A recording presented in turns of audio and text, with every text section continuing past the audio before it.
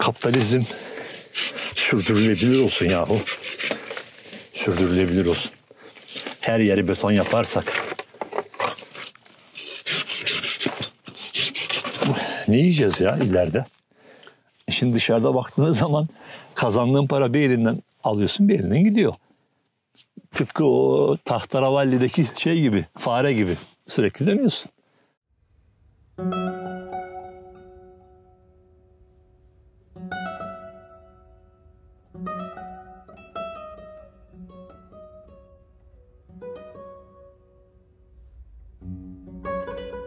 Tavuklarımıza ne yedirirsek o da bize o yumurtayı verir. Ağacımıza ne verirsek o da bize o meyveyi verir. Sen ağacı zehirlersen ağaç da seni zehirler. Sen tavuklara kötü beslersen tavuklar da seni kötü besler. İşte hayat işte hayat ya, yaşam. Herkes ne yapıyor işte çok paralar kazanıyor, binalar yapıyor. Ondan sonra daireler satıyor, altına arabalar çekiyor. Ha mutlu mu? Bana göre mutlu değil. Bana mutlu olmak küçük şeylerde saklı. Tavukla arkadaş olabiliyor musun? Börtü böceği öldürmeden tarım yapabiliyor musun? Yani denizdeki balığı tuttuğunda martıyla veya geldiğinde kediyle paylaşabiliyor musun? O zaman mutlusun.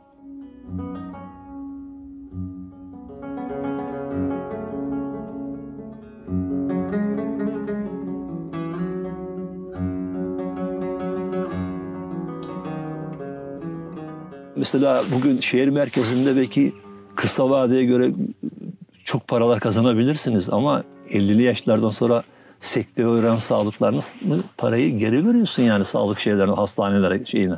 O yüzden ekolojik tarımın ben belki çok parası yok ama en azından sağlığını ipotek etmiyorsun diye düşünüyorum. O yüzden sırf betondan olmaz bu. Ne yiyeceğiz biz ya? Bir beton mu yiyeceğiz ya?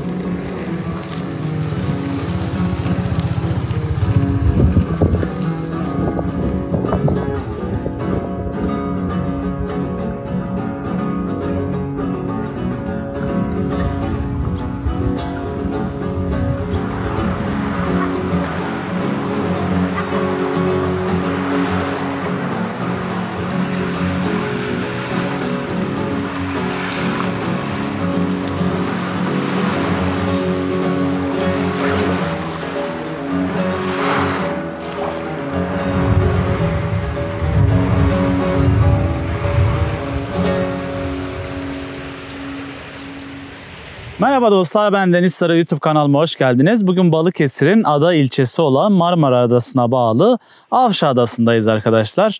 Yiğitler Köyü'ne yakın bir yerdeyiz. Hemen doğadayız. Arkamda da görmüş olduğunuz gibi bir zeytin bahçesinin içindeyiz. Biraz sonra sizlere burada yaşayan Gürcan Durmazbilek'i tanıştıracağım. Doğma büyüme buralı olan Gürcan Durmazbilek, doğaya tutkulu, sabırlı, idealist, mücadeleci bir kişilik.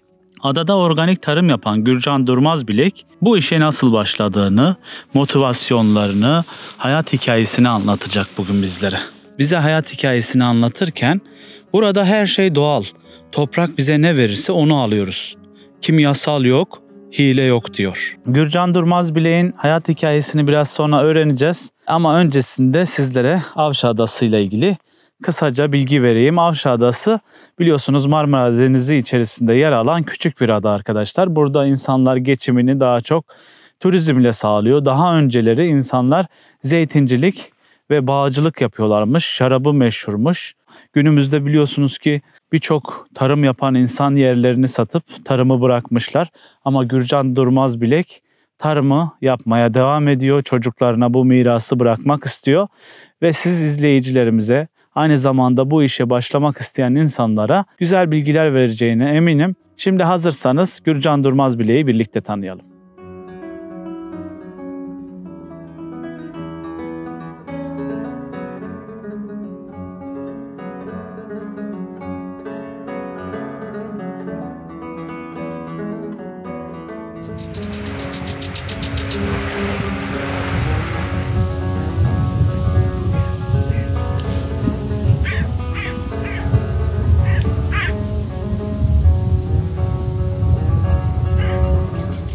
Gürcan abi merhaba. Merhabalar, merhabalar. Nasılsın, iyi misin? Teşekkür ederim, teşekkür ederim. İyiyim.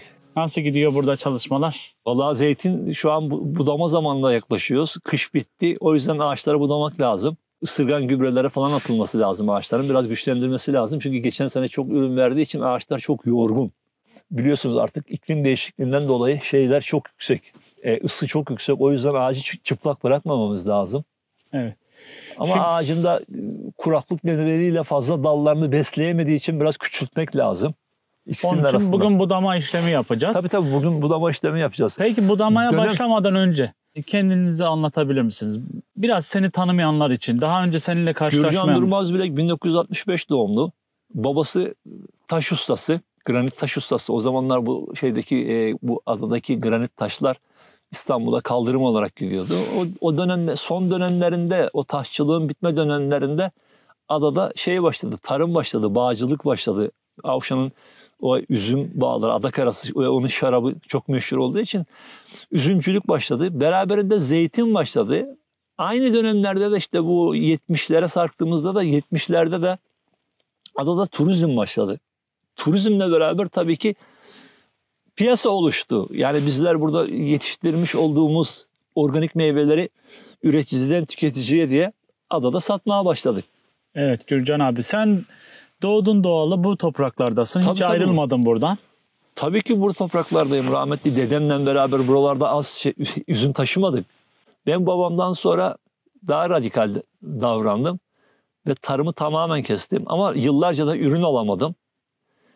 Bu zarfı içerisinde Yani ilacı, gübreyi kullanmadın. hepsini kestim. Hepsini kestim. İnşaatlarda bu tabii adada turizm başladığında tabii inşaat sektörü de başladı ister istemez. Dolayısıyla orada inşaatlarda duvar ördüm, fayans yaptım. Bu gibi işleri koşturdum. Para da kazandım. Buradan kazanamayınca tabii oralara yönelttim. Sonra adada balıkçılık, palamut zamanı, lüfer zamanı balığa gittim. Bir şekilde de organik tarımı araştırdım. Derken permakültürcü, doğa dostu insanları buldum ve onlardan metotları öğrendim. Toprağın kendi haline bırakıp oradaki ekolojik dengenin oluşması ve ekolojik dengede oluşmasıyla birçok börtü böceğin bana yardım edeceğini öğrendim. Hakikaten toprağı uzun yıldan beri sürmüyorum. Ağaçları evcilleştirmiyorum. Solucanları öldürmüyorum. Ağaçın köklerini kesmiyorum. Bunun dışarısında dediğim gibi ısırgan gübresi, hayvan gübresi bulabilirsem hayvan gübresi dağıtıyorum. Elimden geldiğince kompostlar yapıyorum. Bazı abilerimden bokashi kompostunu falan öğrendim. Deneme yanılmayla bugünlere geldik. Şimdi zamanı, havalar açtı. Zeytin budama zamanı. Şimdi budamaya başlıyoruz o zaman. Bakın mesela bu organik tarımda kullandığım, kendi yaptım. Bu da zeytin sineği. Bakın üzerindeki sinekler hala duruyor. Bunun içerisine sulandırılmış DAP gübresi koyuyorum. Buraya da fare yapışkanı sürerek burada zeytin sineği tanımına göre kavakil atıyorum. Bak hala daha zeytin bile var üzerinde. Ağaçların da zaten biraz beyazlığı da falan bellidir. Kil beyazlığı bellidir. Bu kaolin kili sulandırıp attığımda mis gibi kireç kokuyor. Organik diye kullanıyoruz. Yani doğa dostu arkadaşlarımın dediği gibi. Yani zeytini mi koruyor? Onun faydası nedir? Bu bir toz oluşturuyor ağaçta ve bu tozun içerisine sinek giremiyor. Çünkü biz de mesela o tozun yoğun olduğu dönemlerde zeytin topladığımızda akşam banyo yapmadan duramıyoruz. Çünkü kafamızı kaşıntırıyor. O yüzden zeytin sineğini de caydırıcı bir özelliği var.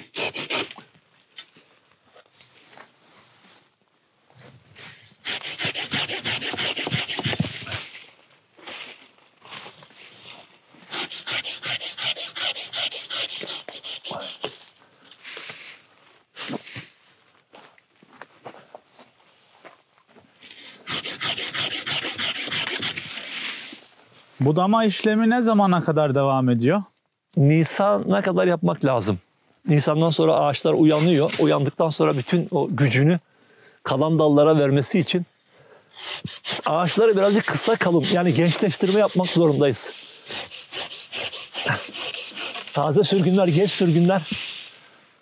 sürgünler daha güzel ürün veriyor. Hem de ağacı bir kısmen gençleştirmiş oluyoruz. Bizim hep beraber insanlığın sürdürülebilir yaşama saygısı olması lazım. Unutmayın ki soluduğumuz havayı, yediğimiz ekmeği, içtiğimiz suyu bize doğa sağlıyor. Bunlar olmazsa olmaz.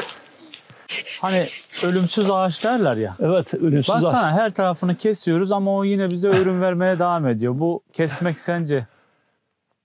Yani ağacı... İnsanoğlunun buna doğayla kavgası diyelim. Kesmediğin zaman iyi ürün alamıyorsun. Biraz da bir şey yapıyorum ya, gençleştirme diye umut ediyorum. Rahmetli babam da şey diyordu zaten, bu iklim değişikliği yüzünden buradaki birçok ağaç gidecek ama incirler ve zeytinler kalacak diyordu tabii. Evet. Yani zeytini sulamazsan da bir şey de yapmasan da yine ürün vermeye devam ediyor. Şimdi senin bu zeytinliğin içinde de böyle teraslar görüyorum. Teras yapmışsın. Biraz bu teraslamayı kim yaptı? Babanız zamanında mı kaldı? Rahmetli babam benim şeydi, ilkokul mezunu değildi ama çok okudu. Dolayısıyla bu Mezopotamyaları, İnkaları, Babilleri bunları okuyunca onlardan esinlenerek bu terasları yapmaya başladı. Çünkü daha önce biz bilmiyorduk. Monotarım, toprağa sürüyorduk. Sürdüğümüz zaman yağan yağmurlarla büyük erozyonlar oluşuyordu. Sonra taraçalar yapmaya başladık. Taraçaların içerisine zeytinleri koyduk.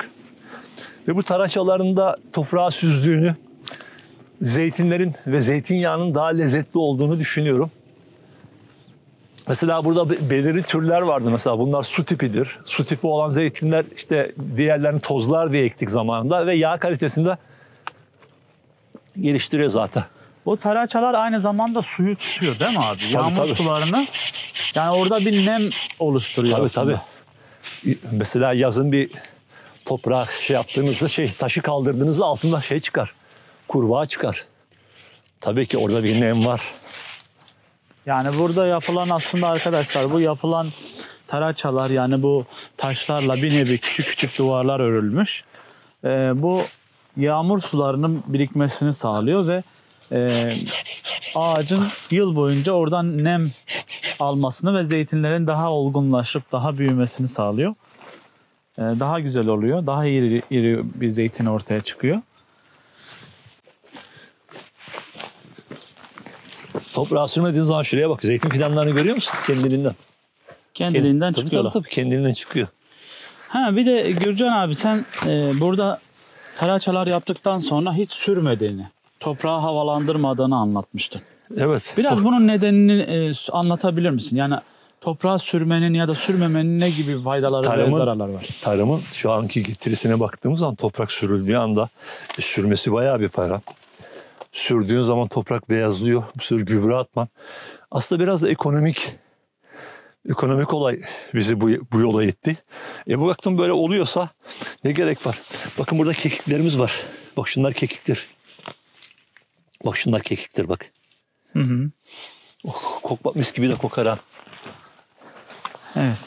Yani sürmemenin sürmediğin zaman daha mı iyi ürün almaya başladın? Tabii.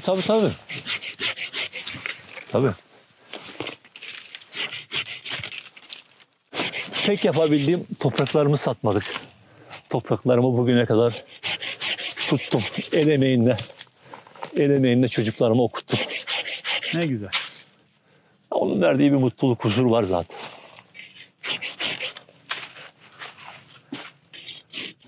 Adada yaşıyorum.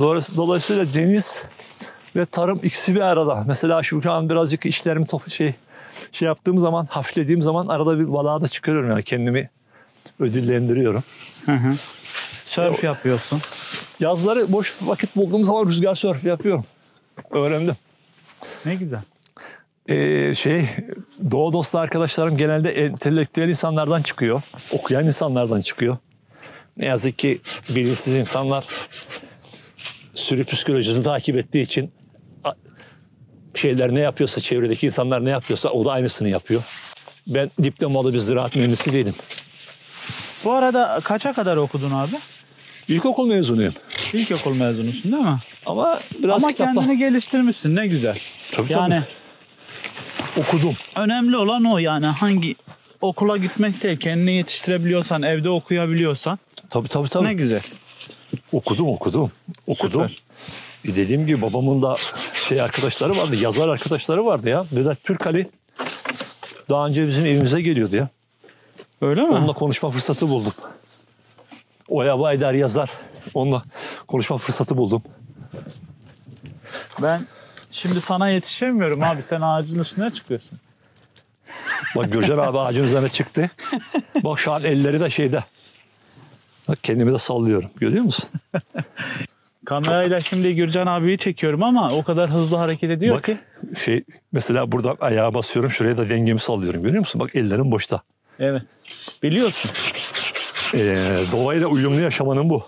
Evet. Bakın arkadaşlar. Faydaları. Şimdi Gürcan abi yukarıda. Ben şöyle ağacın dibinden çekiyorum. Ve şu an ellerimi hiçbir şeyde tutmadan tek elden değil de çift elden ağaç buluyorum. Bak Evet. görüyor musun? Şu an dengemi buldum. Bak bir dizimden buradan sıkıştırıyorum, bir dizimden buradan sıkıştırıyorum. Ha bu zamanla değişebiliyor. Şu şekil oluyor. Görüyor musun? Vay be. Yazın incir topluyoruz mecburen.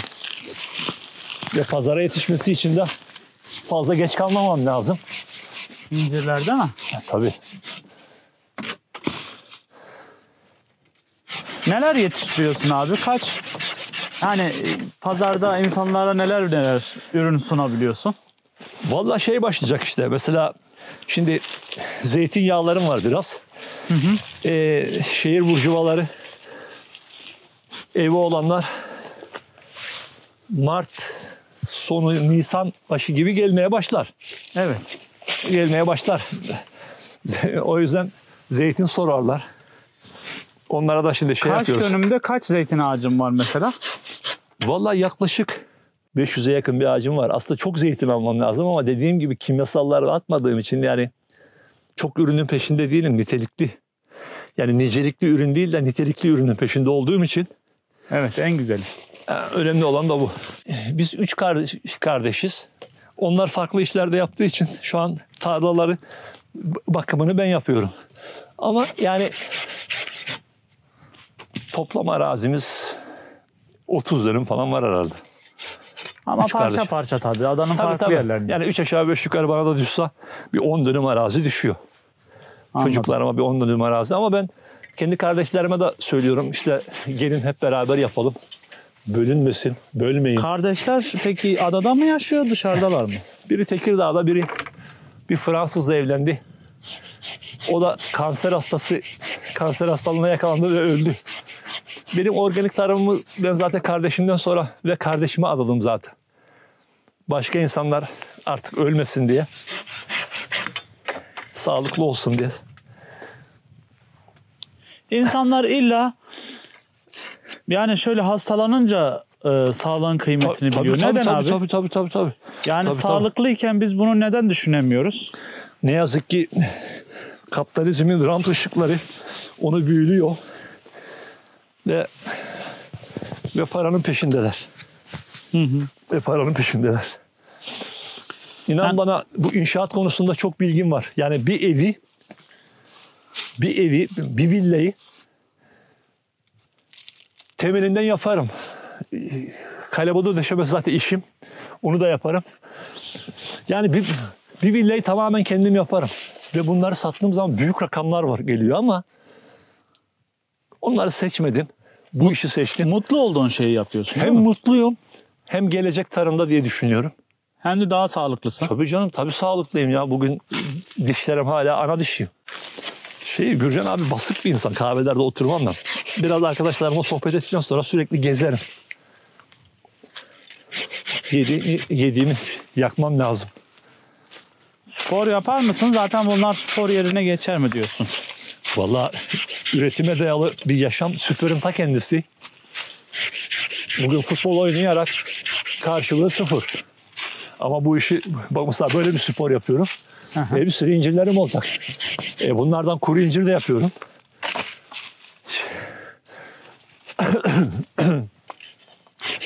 Dola güzel. Deniz. Peki Gürcan abi, şimdi sen böyle buduyorsun ama ben hiçbir şey anlamıyorum. Şimdi ben bu dalları Yani biraz... budamadan hiçbir şey anlamıyorum. Şimdi bu dalları sen biraz... budarken nasıl buduyorsun? Biraz bir tekniğini gösterebilir misin? Şimdi birazcık bu ağacı kısmaya çalışıyorum. Biraz böyle küçültmeye, basmaya çalıştırıyorum. Bir de birazcık böyle küçültüyorum. Tamam mı? Şimdi burada mesela diyelim ki 1, 2, 3, 5 tane dal olunca bu 5 tane dalın içerisinde burada 3 incir veya 4 incir. 4 burada, 4 burada, 4 burada. Bunların hepsini vurduğum zaman bu ağaç onların hepsini besleyemez. Daha küçük olur. Şimdi ben bunları ne yapıyorum? Bu dalları aldıktan sonra az bir dal bıraktığım zaman bu dalın yükü şuradaki 8 incire gelecek. Veya 10 incir diyelim. Ne olacak? O incirler daha kaliteli ve aroması daha güzel olacak. Çünkü ağacın topraktan aldığı bir besin değeri var. Seyreltiyorsun yani. Tabii. Öyle. Öyle ama bugün mesela bir sofrada bir ekmek 5 kişiye düştüğü zaman olmaz. Evet doğru. Yani buradaki mantık o. Hem ağacı da yormamış oluyorum. Öteki türlü budamadığın zaman ağaç çok yoruluyor. Seneye ürün alamıyorsun. Bak geçen sene zeytinlere fazla budayamadım. Fazla ürün aldım. Seneye için pek zeytin yok. Tatlıda bahçelerinde doğal tarım metotlarını öğrensinler. Bir kere onları öğrensin. Kadim bilgileri öğrensinler.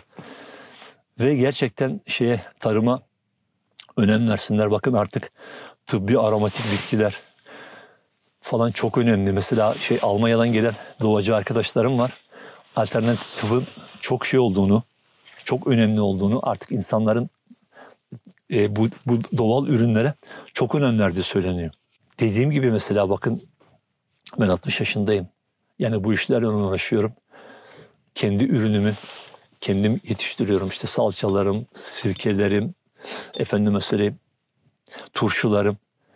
Hatta biraz üzüm bağı ektik. Daha önce de yapıyorduk. Pekmez falan da yapıyoruz. Yani ne kadar doğal beslersen o kadar sağlıklı olursun. Defne Koryürek, onun bir sözü vardı. Ne yersek oyuz. Ne yersek oyuz. Dolayısıyla organik tarımı hafife almayın. Organik tarım insanların bağışıklık sistemini güçlendirir. Bir kere probiyotik bir turşunun, probiyotik bir peynirin, probiyotik bir salçanın insan sağlığı üzerindeki etkileri çok önemli. Koruyucu içermiyor, doğal. Tabii ki doğal. Ondan sonra temizlik yapıyor. Bugün bir sirke, probiyotik bir sirke vücuda girdiği zaman tabii ki görevi temizlik yapmak ya. Bugün insanların rahatsız olmasının ana nedenlerinden birisi kötü beslenme ya. Evet. Kötü beslenme. Doğada bakıyorsun işte bak hiç sürmeden kendi kendine bir zeytin oluşabiliyor. Hatta bazıları de oluyor böyle melezlenmiş zeytin de verebiliyor. Hiç aşılanmadan da. Bu zeytinlerin toprağa sürmediğim zaman zeytinlerde şöyle bir değişiklik gördüm. Zeytinin yağı daha güzel kokuyor. Zeytin çekirdeklerinin küçüklüğünü gördüm. Daha da küçüldü. Acılık oranı biraz yükseldi. Yani şimdi bugün mantığa vurduğun zaman yabani kelimesi bu ağaçlar için de söylenebilir. Sürmüyorsun çünkü. Evcilleştirmiyorsun. Kendi haline bırakıyorsun. Daha kaliteli oluyor. Şimdi sen özgürsün. Kendi işini yapıyorsun. Değil mi? Evet. Zamanını, saatini kendin ayarlıyorsun. Çalıştığın zaman bordo mahkumları gibi bir yerde çalıştığın zaman bunu yapamazsın. Evet. Sabah 9 git, akşam 6 çık. İşte bu ağaçlara da ben onu yapmıyorum. Bu ağaçların ben patronu değilim. Kendilerine verirse. Tabii kendilerinden verirse. Ben de onlar gibi biriyim zaten. Doğada yaşıyorum. Onların yaşı daha uzun benden. Onları ben hazırlayacağım ki benden sonraki geleceklere onlar da ürün alacak ondan. Torunlarım belki de buradan ürün tabii. toplayacaklar. Bak şimdi torunum büyüdü. Kapitalizmin dümen suyuna girdi mecburen. Şimdi diyor telefon istiyorum. Tatlım dedim. Telefonunu sen yazın geldiğinde beraber altına dökülen kötü zeytinlerinden sabun yapacağız. Burası da çok çıkıyor. Kantaron çıkıyor. Kantaron yağı satacağız. Ve biraz üzümlerden de sirke yaptım. Sirke satacağız. Yani bu sene torunum onları şeyleri satacağız. Onlardan kendine telefon alacak. Yani emek sarf edip öyle alacak. Tabii en azından öğrenecek. Ve ileriki yıllarda ona bir hesap açacağız. Okul masraflarını kazanacak. Süper. Tekrar hayallerimiz bu. Böylelikle hayatı öğrenmiş olacak. Tabii. Hayatı öğrenmesi çok önemli.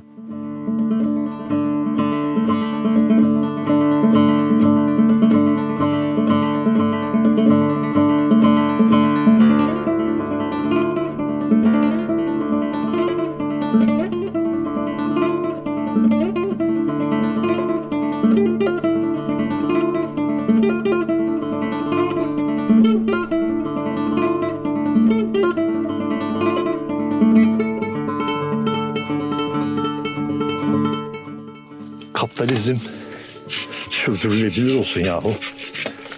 Sürdürülebilir olsun. Her yeri beton yaparsak ne yiyeceğiz ya ileride? Yani mesela tarımı topluma işte geri gibi artık böyle geri gibi o işte kazma sallamak yani geri insanların öyle lanse ettiler. Tabii öyle lanse ettiler. O yüzden herkes okusun sözde modern olsun diye. Herkes masa başı işi. Ama herkes tabii masa başı falan düşünsün diye ama ne oldu? Çaktı. Çünkü herkese iş verilmedi. Her tarafta üniversiteler kuruldu. 2 yıllık üniversitelerin karşılığı yok. Birçok insan işsiz. Daha önce babasının yanında tarım yapan onu da bilmiyor. Sistemde yaşamayı da bilmiyor. Öyle işsiz bir şekilde bakıyor ve yığınlar var. Evet. Ve yığınlar var Türkiye'de. Bırakmayı düşündüğün anlar oldu mu? Söylediler. Bir şey gelmişti. Bir Süryani gelmişti Kanada'dan. Gel seni Kanada'ya götüreyim demişti. Kanada'da senin gibi adamlara ihtiyaç var. Senin gibi adamlar Kanada'da değer veriyorlar. Tarım bilgilerinden dolayı. İlk bir 4-5 sene seni denerler. Ondan sonra çocuklarını okuturlar. Sana da güzel bir yaşam verirler derdi ama insan yaşadığı topraklardan kopamıyor. Kopamıyor yani. Gitmem dedim, gelemem dedim. Çünkü dedim ben oralarda yaşayamam. Burada anım var ya. Bu her taşın taraçanın dibinde babamla işte o taşları yuvarladığımızın anısı var. Hatta şu an böyle onun nefesi bile geliyor aklıma. Yani nefesini bile anımsadım. Her işte taraçanın dibinde onunla beraber ekmek yediğimiz var. Annemi düşünüyorum. Senelerce burada zeytin topladı. Dedemi hatırlıyorum. Onun için köklerim benim burada. Ve asla da bırakmam ülkemi. Bu çok küçüktü. Bir gün baktım. Zeytinyağları sıkıyorum ya taş değirmende. Ondan çıkan böyle posaları yiyordu. Gelmiş buraya. Çok zayıftı. Sonra ona birazcık şey yaptım işte. Zeytinyağı verdim ona. Besledim. Sonra buraya zeytin topluyorken yemeğimi paylaştım ondan. Şimdilerde mama da alıyorum onlara. Burada tavşan da yakalıyorlar. Örümcek yakalıyor, çekirge yakalıyor. Kuş yakalıyor bir şekilde. Doğada yaşıyorlar.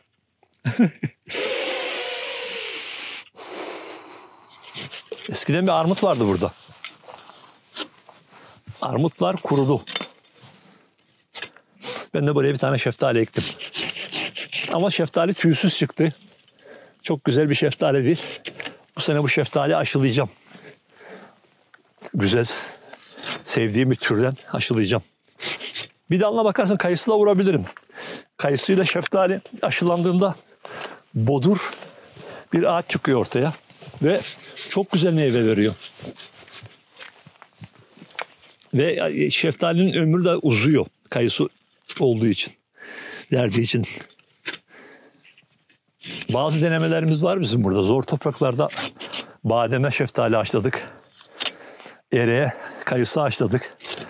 Ayvaya armut haşladığımızı o ayvanın rengini aldığı, kokusunu aldığını, aromasını aldığını onun tadını unutamam. Tavsiye ederim ayvası olan armut haşlasın. Ayvanın sarılığını veriyor. Çok güzel oluyor. Bugün denizler çok kirliyse bunun dediğini biz insanların kirletme sonucudur. Dolayısıyla bizim artık bir aklımızı başımıza almamız lazım. Yıllar önce bir Kızılderili'nin kehaneti gerçekleşmesin. Beyaz adam bir gün paranın yenmeyen bir şey olduğunu anlayacak sözü gerçekleşmesin diye. Değil mi? Evet. Öyle. Hepimizde bir araba var. Özgürlük çok güzel. Ama bak sana ne getiriyor? İklim krizi getiriyor. Çünkü aşırı derecede karbon salınımı dünya temizleyemiyor artık ya. Tıpkı vücut gibi. Vücudu kötü besliyorsun artık dayanamıyor. İşte vücuttaki hücreler iflas ediyor. Ne oluyor? Kanser oluyor. Dünyada kanser oluyor. Baktığın zaman dünyada sular, baktığın zaman hepsi kirli. Bugün ülkeler arasında akarsular, denizler çok kirli. Dünyada nükleer atıklar, bunlar hep bir tehlike. Ya nükleer bombalar. Neyi paylaşamıyorlar anlamadım gitti ya. Neyi paylaşamıyorum? Neyin derdinler bunlar? Yabani kuşlar vardı. Bunların kuşlar hepsi toplardı. Hatta biz tarımcıların kurda kuşa aşa diye bıraktığımız. Sen bırakmasan da zaten tabii ağaç onu gizliyor. Bir şekilde gizliyor. O gelecek kuşa yem olsun diye. Ama bak zeytinler yenmemiş. Demek ki kuşlar yok. Einstein'ın bir sözü vardır. Arılar yok olursa hayat da yok olur diye.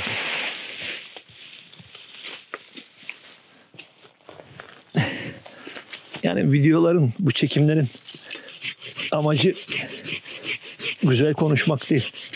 Farkındalık yaratmak diye düşünüyorum. Amacımız böyle olsun yani. Farkındalık yaratmak.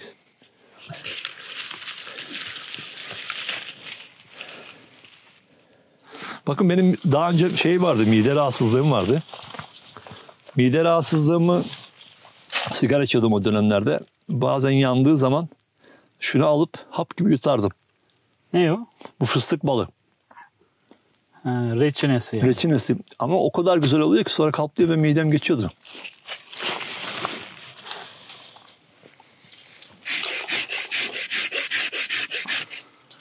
Bu Antep fıstığı. Daha önce kova kova toplardık. Çok yapardı. Ama yapmama başladı. Yani dedim ya dengeler kötü. Dengeler kötü. Kesinlikle önlem almamız lazım. Yani böyle gitmez. Böyle gitmez.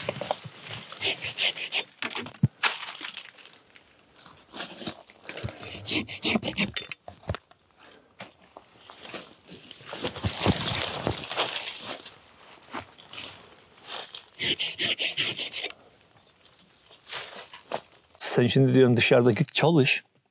Çalışın, kazanın. 2 aile çalışın, böyle bir yer satın alamazsın ki. Şimdi dışarıda baktığın zaman kazandığın para bir elinden alıyorsun, bir elinden gidiyor. Tıpkı o Tahterevalli'deki gibi, fare gibi sürekli dönüyorsun. O yüzden yani burası bir kazanılmış bir değerdir ya. Bu değerler yok olmaması lazım. Bak.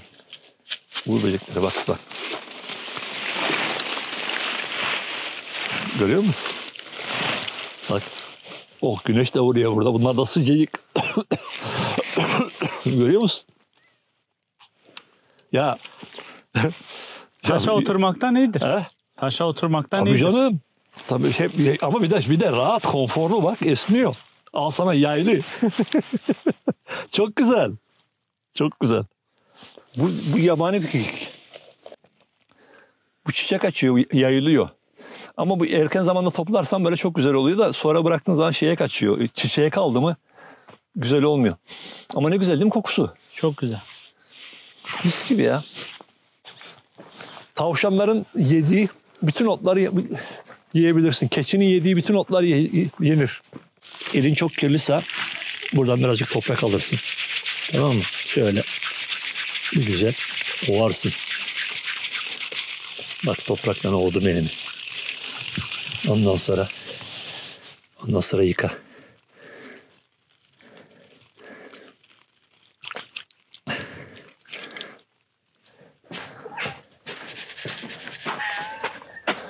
Gel babacık.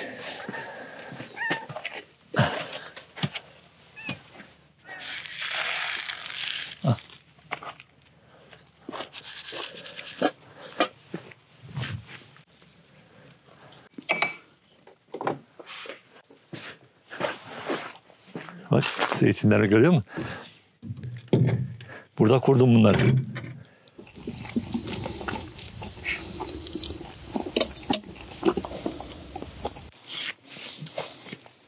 Bu.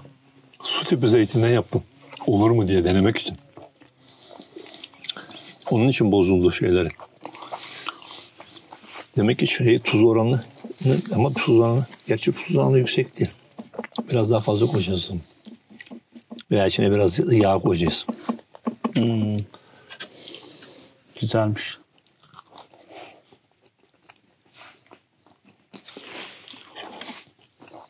Her sabah ekmeğimi böyle bandıra bandıra yiyorum.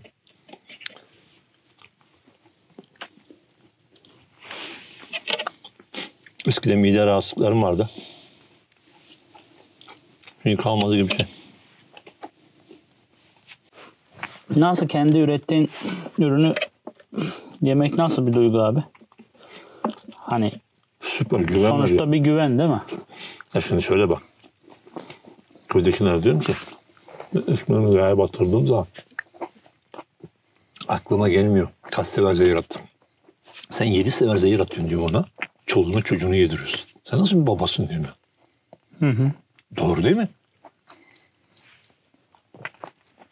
Hadi insan çocukları için kendini feda eder. Babam derdi mesela ben zehirlenip sen ilaç atma oğlum derdi. Hı. Attırmazdı bana ilaç. Ama sen çocuğuma yediriyorsun ya. Örtü böceğin, bu kadar böceğin ilaçlıdır diye yemediğini sen yiyorsun, yediriyorsun. Böyle bir mantık mı olur ya?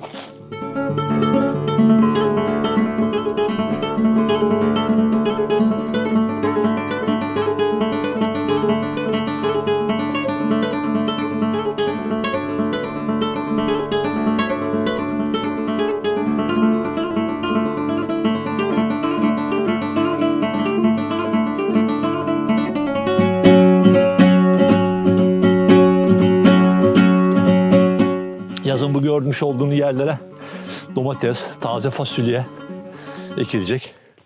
İşte burada biraz meyve ağaçlarımız var kendimize göre. Şeftalilerde bazı hastalıklar oluyor. Onlara kıştan böyle yazlık yağ diye bir yağ var. Bu organik tarımda kullanılıyor. Yazlık yağ hastalıkları boğarak öldürüyor. Nefes almasını yapıyor. Bak bu bizim adada turp dediğimiz bir yabani turuptur bu. Bu yabani turp çok şifalıdır. Eski insanlar der, nasılsın dediğiniz zaman turp gibiyim derler. Şöyle kabuğunu soyarak çok güzel yenir böyle.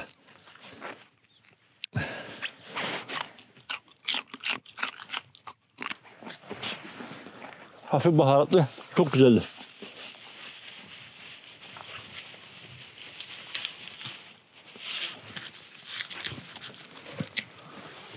Ondan sonra soyuya bak. Bu şeftalileri de bu sene ektik. Torunumla beraber ektik. Hatta çocukluğumda bir şeftali, 1000 şeftali kitabından esinlenerek ektik. Bak yeni patlamaya başlamış. Şu an böyle yeşil ot, gübreyle karışık biraz dursun. Sonra ben bunu çapalayacağım. Azot, gübre, toprak hepsi karıştırdıktan sonra buraya damlamalar uzatılacak. Sıra sıra ekilecek buraları. Bu aynı sefa mı? Çiçekler. Bu çiçekler aynı sefaya bak diyorum. Aynı bu da herhalde bu yabanisi. Aynı sefaya benziyor. Tabii aynı. Bu yabanisi. O kültürlü olan onlar biraz daha çiçekleri büyük. Bunların da zeytinyağı koyduğunda çok sağlıklı bir şey olduğu söyleniyor. Valla doğanın gizemini bilmek lazım. Artık bütün dünyada alternatif tıp ön plana çıktı. İnsanlar artık doğaya yönelmeye başladı. Kaybettiklerinin farkına vardılar yani. O yabani marul dediğimiz bu bak. Uçları kırmızı görüyor musun? Bu ekmiş olduğumuz şeyden. Menezlemiş bu bak. O ekmiş olduğumuz biraz önce gösterdiğim bak. Bak şurada da var, marul var bak.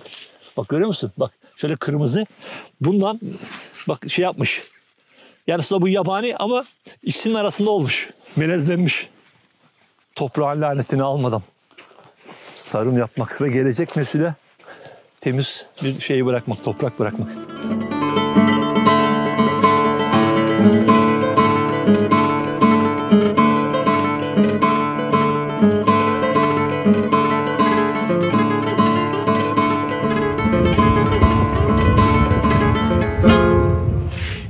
Bahçeler güzel, iyi duruyor ama ha. Evet. Bahçeler iyi duruyor. Kopar birkaç tane turup. Ha? Turup kopar, bir şey kopar, bir şey yap. Ahmet. Orada suya koy Gürcan onları.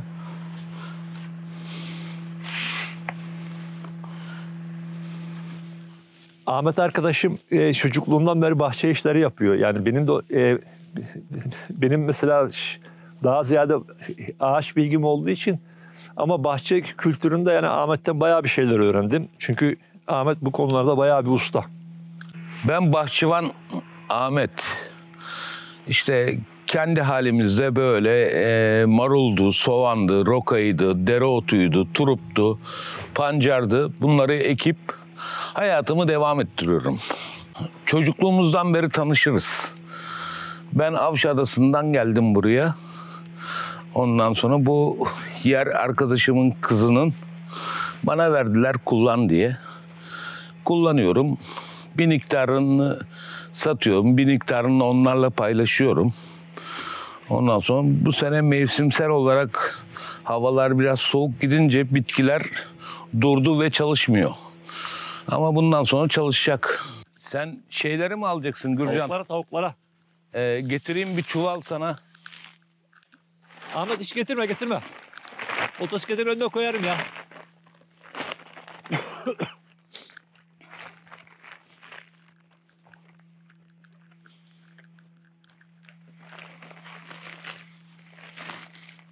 Bunu çok sever tavuklar. Bayılıyor. Ben bunları hemen tavuklara bırakıp geliyorum. Bak bir de şurada var bak. Şu baş taraf. Onlar da yarın. Tamam. Ayaklamasın.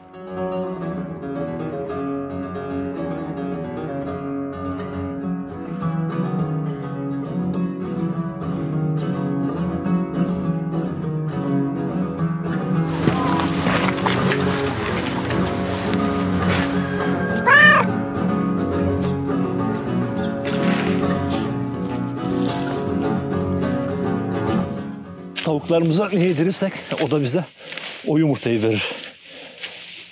Ağacımıza ne verirsek o da bize o meyveyi verir. Sen ağacı zehirlersen ağaç da seni zehirler. Sen tavuklara kötü beslersen tavuklar da seni kötü besler. Bu şeydir. Ne ekersen onu biçersin mantığı yani. Bizim üretime dayalı bir yaşamımız vardı.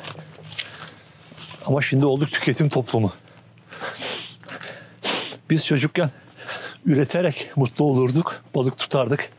Fidan toplar, ağaç ekerdik. Efendime söyleyeyim şey yapardık. Yani üreterek mutlu olurduk. Şimdilerde çocuklar tüketerek mutlu oluyor. İşte hayat işte hayat ya, yaşam. Herkes ne yapıyor işte çok paralar kazanıyor, binalar yapıyor.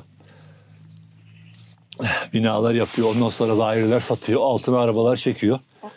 Ha mutlu mu? Bana göre mutlu değil. Bana mutlu olmak küçük şeylerde saklı. Tavukla arkadaş olabiliyor musun? Dörtü böceği öldürmeden tarım yapabiliyor musun? Yani denizdeki balığı tuttuğunda martıyla veya geldiğinde kediyle paylaşabiliyor musun? O zaman mutlusun. Bak nasıl yiyor yeşil. Bak gemi bıraktığı şeyi yiyor görüyor musun? Tabii canım yeşil. Vallahi biz insanlar da yeşil tüketmemiz lazım. Bak bunlar mutasyona uğramadı. Mutasyona uğramadı. Bak yemden ziyade daha yeşil yiyor. Elimizden geldiği kadar yani tavuk bakıyorken böyle yem verelim. İşte o fendi gübreler, yumurta yemleri verelim. O mantık değil.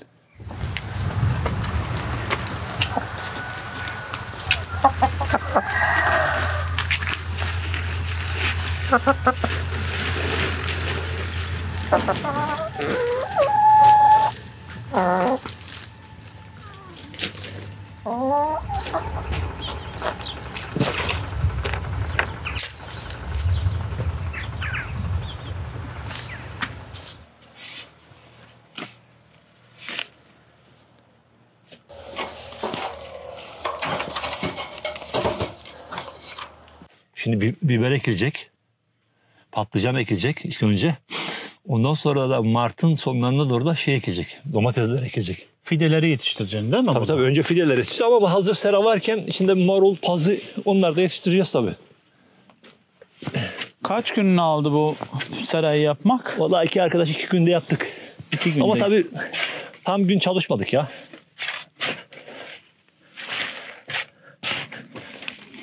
İçinde kullandığın keçi gübresi mi? Keçi gübresi. Onu da takas yoluyla birisine tarlasını sürdüm. O da bana gübre verdi. Hem bu olayı çok seviyorum. İşlerimizi takas yoluyla da halledebiliyoruz yani. İlla ki para olması şart değil. Her şeyi paraya bağladığımız zaman o zaman da birer robot oluyoruz zaten. Ben ekmeği biçmeyi seviyorum. Üretime dayalı bir hayat en güzel hayat. Bugün insanlar spor yapıyor. O hantal, hımbıl yaşamlarında aldığı kiloları vermek için aletler alıyor.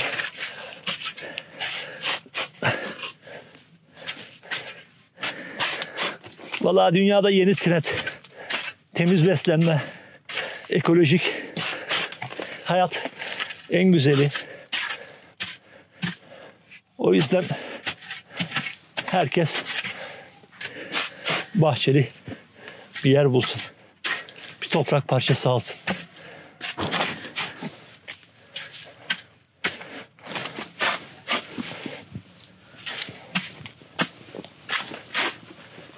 Seranın içi sıcak oluyor. Kazağı çıkarmak lazım.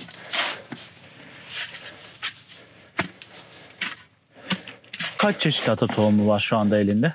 Vallahi domatesim, patlıcanım, biberim. Bayağı bir karpuz çeşidim var. Bu olmadıklarını zaten Tohum Takas derneklerinden sağ olsun arkadaşlar, doğa dostu arkadaşlarım, onlar temin edebiliyorlar. Bak solucan çıktı. Gülcan abi. Tabii. Solucanlı. Kimyasal Senin olsa. Kimyasal toprağın olsa. yaşıyor. Bak hep solucanlar çıktı bak. Bak şuradaki solucanlara bakın arkadaşlar. Ölmesinler. Yaşam sürekli öğrenme üzerine. Buğday Derneği'ne girdiğimde bazı arkadaşlar beni buldu. İlk söylediği söz şeydi. İkinci Dünya Savaşı'nda bomba olarak kullanılan fenli gübreler bugünlerde insanlara gübre olarak veriliyor. Dolayısıyla toprağa fenli gübreyi attığınız zaman o toprağın yapısını bozuyorsunuz zaten. O toprağı bütün terk edebilecekler terk ediyor. Terk edemeyenler ölüyor. Solucan toprağı terk edemez. Çünkü toprakta yaşıyor, başka yerde yaşayamaz. Ama bir karınca başka bir yere gidebilir. Örümcek başka bir yere gidebilir. Onlar gidiyor. Yani ekolojik denge bir anda bozuluyor. Zaten ekolojik denge bozulduğu için istediğini orada ürün alamıyorsun. Ama ekolojik dengeye izin verdiğin zaman o zaman biyolojik mücadele giriyor devreye. Yani böceğin böceği yediği. O zaman da çiftçinin işi kolaylaşıyor. Yani doğayı anlamak lazım. Doğanın bazı gizemli durumları var. Bugün bahçede çocuk okutuyorum, bahçe işlerini yapıyorum ama sadece yazın para kazanıyorum. Kışın da kazanmam lazım. Bu sefer kendi işlerimi yapamaz oldum. Bazı taraçalarda zeytinleri bıraktım, çiğ bıraktım. Dedim ki artık ben sana yetişemiyorum. Senin ürünlerin olsun, kuşların olsun, tamam mı? Baktım ki o ürünler daha güzel olmaya başladı. Zeytini daha güzel, daha sert oldu. Tuzladık, daha lezzetli oldu. Öylelikle toprağa sürmeden tarım yapmaya başladım. Sonra Buğday Derneği diye bir derneğe üye oldum. Tatuta'ya üyeyim. Avrupa'nın birçok yerinden gönüllüler geldi. Onlardan da aldığım bilgiye göre ekolojik bayağı bir öğrendim. Toprağın da biraz önce bahsettiğim gibi kendi haline bıraktığımda o börtü böcekler birçok şeyi yemeye başladı. Bazı hastalıklar vardı. Bunu gözlerimle gördüm. Uğur böceğinin onları temizlediğini gördüm. Karıncaların, hatta sineklerin bile onlar temizlediğini gördüm.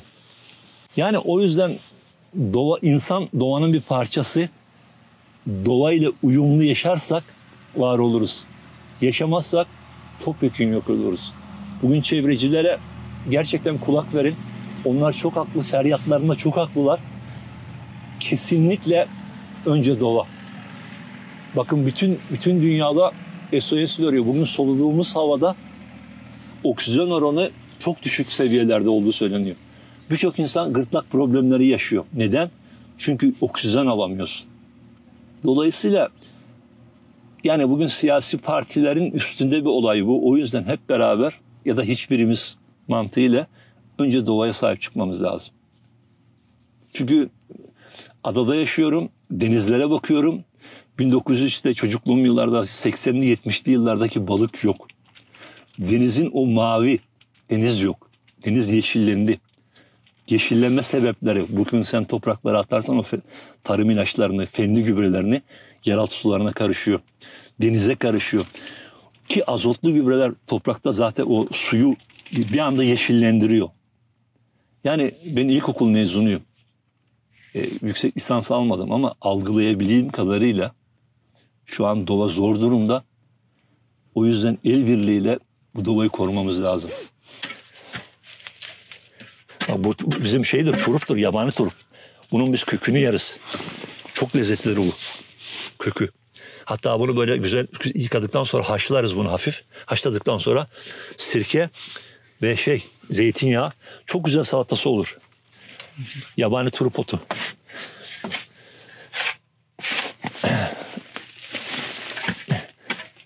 İnsanlar topraksızlaştırılıyor, yani şehir merkezlerinde bir daireye girip oradan marketten alışveriş yapılıyor. Yani böyle bir süreç var. Bugün sabah mesela bir probiyotik sirkeyle güne başladığım zaman kendimi iyi hissediyorum. Bugün bir taze yumurtayı yediğim zaman öğleye kadar karnım acıkmıyor. Bugün kendi incirlerimden kuruttuğum inciri yediğim zaman vücudun şeker ihtiyacını daha iyi karşılıyorum. Mesela bugün şehir merkezinde belki kısa vadeye göre çok paralar kazanabilirsiniz ama 50'li yaşlardan sonra sekteye uğrayan sağlıklarınız parayı geri veriyorsun, yani sağlık şeylerine, hastanelere şeyine. O yüzden ekolojik tarımın ben belki çok parası yok ama en azından sağlığını ipotek etmiyorsun diye düşünüyorum. Biz şu an betondan başka bir şey bilmiyoruz. Yani yeni jenerasyona bakıyorsun, toprağı tanımıyor. O yüzden sırf betondan olmaz bu. Ne yiyeceğiz biz ya? Bir beton mu yiyeceğiz ya? Topluma baktığın zaman yani önceliğini nelere veriyor? Yani insanlar kazandığı parayı harcadığı nerelere harcıyor? Bugün bakıyorsun mesela ne bileyim üzerine ayağına diyor daha değişik bir ayakkabı alayım diyor. İşte bir daha iyi bir telefon alayım diyor. İlk önce insanlar sağlıklı besin için doğal gıdaya önem vermesi lazım diye düşünüyorum. Çocukluğumda adada balıkçıların tekneleri daha küçüktü. Biraz balık tuttuğunda onun hem günlük ihtiyacını hem de parasal ihtiyacını karşıladığında bereket versin yeter diyordu.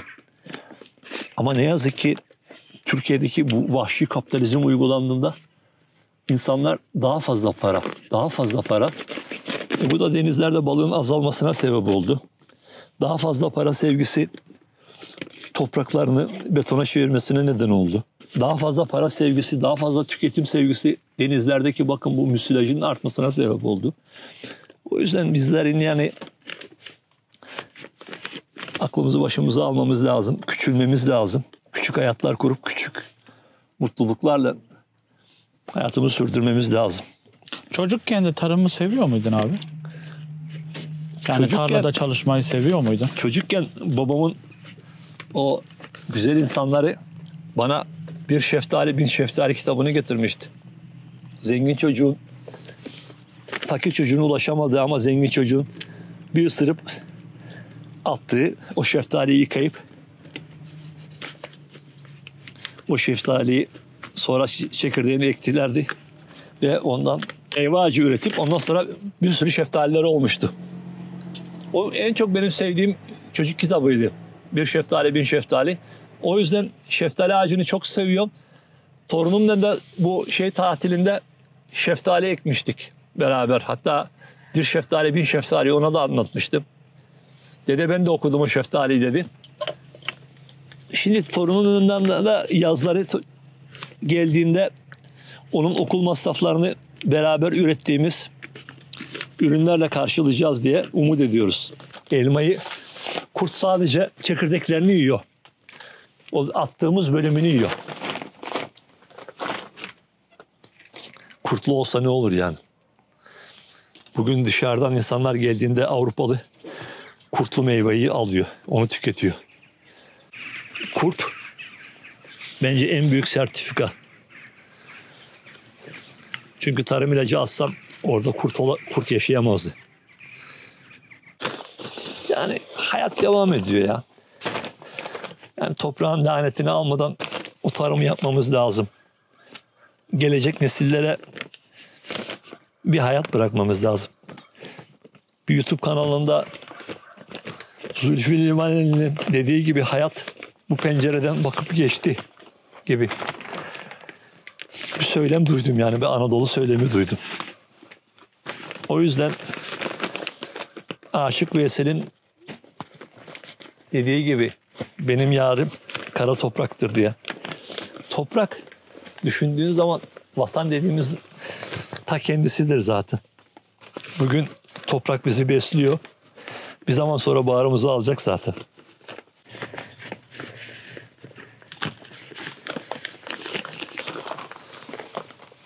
Adada en büyük yalnızlığım türlerim az. Yani dünyaya bakış açısı bu ekolojik, doğa dostu insanlardan birkaç tane olsaydı burada bir kolektif grup kurulabilirdi. Tek taşla duvar olmak olmuyor. Rahmetli babam öyle der. Keşke bugün burada belirli arkadaşlar işte arıcılık yapsaydı da arıyı oradan alsaydık. İşte hayvan baksaydı doğal yönlerle sütümüzü, yoğurdumuzu oradan alsaydık. Yani bir kolektif bir grup ileride olur diye düşünüyorum. O bak, yağmur da yağıyor. İçerisi güzel ama değil mi? Selam. Güzel, çok güzel.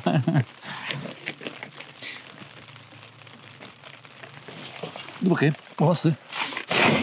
Süper oldu vallahi. Değil mi? Çok güzel. Ha? Evet. Süper oldu, süper. Tamam.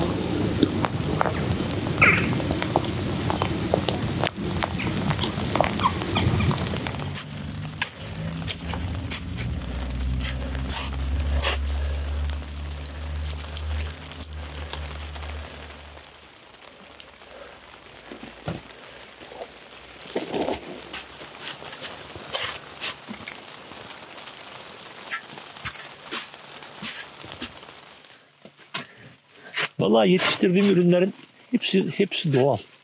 Çünkü kendi hayatımı, çocuklarımın hayatını seviyorum. O yüzden kendim doğal beslensem bile başkalarını niye zehirleyeyim diye düşünüyorum. O yüzden yetiştirdiğim ürünlerin hepsi doğal. Geçen sene zeytinyağım olmadı. Balıkçılık yaptım. Bugün mesela ektiğim zaten bir şey olduğu zaman bir domates ektiğim zaman çok hastalık olduğu zaman söküp atıyorum, yenisini yetiştiriyorum.